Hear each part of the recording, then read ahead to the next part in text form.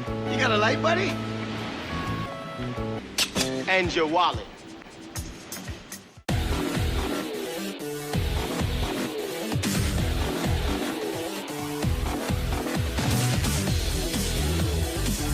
Two world wars.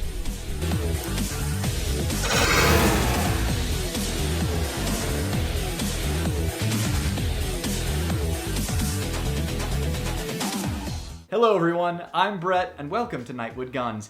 If you've been looking at 1911s for any amount of time, I'm sure by now you've heard of Dan Wesson and how they make some of the best 1911s on the market. Well, in order to diversify my portfolio of firearms, I decided to sell off a few of my 1911s, and this Dan Wesson Specialist is the one that I decided to keep. And I'm going to tell you why in today's review. However, there is a negative about Dan Wessons that could steer you away from getting one, so be sure to stick around towards the end of the video when I talk about the negatives. A smoking 9mm shell casing landed with a ting in the dirt next to the dusty combat boot adorning Ludin's right foot. As blood trickled from his hairline and stained his black cashmere turtleneck, he engaged the safety on his obsidian-colored Staccato 2011 pistol.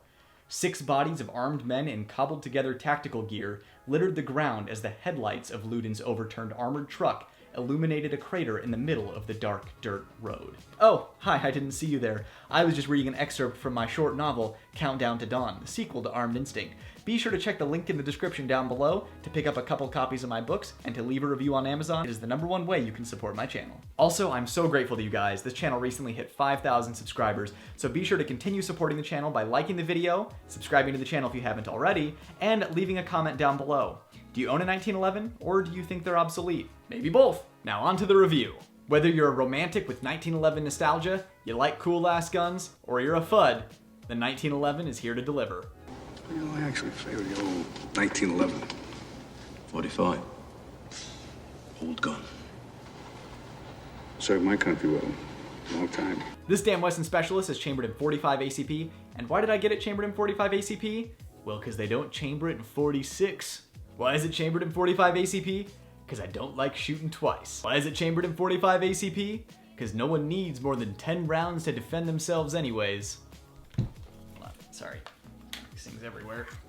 So I grew up shooting 1911s. This is the platform that I learned on, so they are near and dear to my heart. I used to own a lot of 1911s, from the low-end Rock Island Armory to mid-tier like Kimber and Springfield, and I even owned a custom DL Sports long slide 1911 at one point. And the one that I decided to keep was my Dan Wesson Specialist. From my experience, this is the best 1911 that you can get production-wise before you start getting into custom 1911s. It's kind of like how Staccato is the best 2011 you can get before moving up into custom. And Dan Wessons typically have all of the premium features that you look for on a 1911. Specifically, this Specialist has the front slide serrations, it's got excellent 2-dot night sights with a serrated rear sight, the gun is very well finished and machined so it doesn't have any sharp edges on it, it's completely melted, dehorned, whatever you want to call it. The checkering, while filled with my dead skin, is absolutely beautiful and well done. Comes with the G10 grips. It has the long beaver tail and the grip safety along with the memory hump. The Specialist even has the serrations on the top of the slide to keep glare down from the sight area, rail for a weapon light, and ambi safety, and of course a match grade barrel. No question. This thing could shoot a 1-hole at 25 yards in a machine rest. And also this Ameriglow rear sight has a nice ledge on there if you need to rack it off of a table or your belt or the sword on your back. I mean, this Dan Wesson Specialist in particular would make an excellent duty option if you're looking for a 1911. Now this is the one thing that almost all 1911s have no matter what tier they are, and that is an excellent single action trigger. Got a little bit of take up here, press through the wall, almost no over travel. Let's take a look at the reset as well, which as you know is going to be fantastic. And there you have it. That's it. That's why 1911s are still so popular and why 2011s are all the rage right now. They just have the best triggers. But why would you get a Dan Wesson when you could save a few bucks and get yourself a Springfield or a Kimber that are pretty much the same gun? Well, first of all, this 1911 doesn't have any MIM parts in it. And while we've learned that mimming is actually a pretty decent process for making parts, it just feels right in an all-steel gun to have all the parts forged. I consider it to be a premium feature that comes with a premium firearm. Also, with the Dan Wesson, you are getting a premium fit and finish to the firearm, and yes, it is much better than Kimber, and in my opinion, it is significantly better than Springfield, even their higher tier offerings. Just go ahead and have a quick listen to the tolerances on this 1911.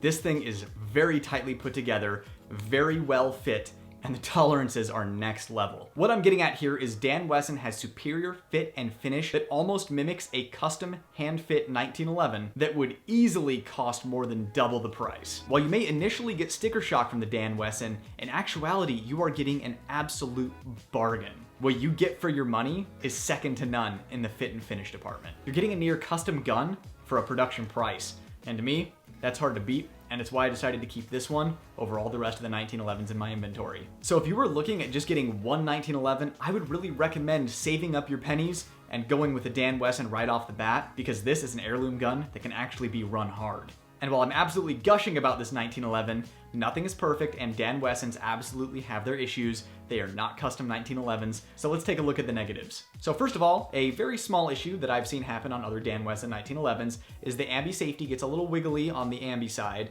So just a little bit of wiggle there doesn't in any way impede function. Number two, they use a different kind of steel to forge the hammer than they do the rest of the gun, and I found that it's pretty susceptible to rust, so if you plan on carrying this thing or thumb cocking the hammer, you're gonna have to keep an eye on the hammer, because my Dan Wesson in Arizona in a climate-controlled safe is getting a couple of little tiny pucks of rust, which is why I would recommend looking at Dan Wessons that have a black finished hammer. Or what I decided to do is I keep a coat of Renaissance wax on the hammer just to prevent it from rusting too much. Dan Wesson, if you're watching this, please make your hammers better. Now, reliability on my Dan Wesson Specialist has been 100%. This thing runs like a top. However, the price that you pay for getting a near custom gun for a production price is it has a very strict break-in process. Now, if you decide to get a Dan Wesson, I would check the manual because they state very clearly in there what the break-in process is. It may have changed since I got mine, but essentially it looks like this. Every 50 rounds, you have to clean the gun, especially in the rails to get any metal shavings that is a part of the break-in process. This thing is so tightly fit together that essentially you are hand fitting it by shooting it. And you have to do this cleaning it every 50 rounds for about 500 rounds. So the year is 2022 and ammo is still kind of crappy, so keep this in mind if you're considering getting a Dan Wesson, that you need 500 rounds to properly break this thing in. Now, I just want to say it again, this has been 100% reliable for me. I have been cleaning it every 50 rounds. I just hit the 500 round mark the other day because 45 ACP is pretty pricey right now. And even in that break-in process, it has been 100% reliable. However, your mileage may vary. It is pretty well known that Dan Wessons can be finicky for those first 500 rounds. Now, there are plenty of people that have purchased Dan Wessons, just shot them right out of the box like any other gun, and have had zero issues. However, there are also plenty of people that have really struggled with their Dan Wessons in the break-in process. They get through the break-in process and they are 100% good to go. So in essence, you're flipping a coin when it comes to Dan Wessons, but just know that after the break-in, it is going to be 100% reliable and the best production 1911 that money can buy. All of that being said, as per the usual, do I recommend the Dan Wesson 1911?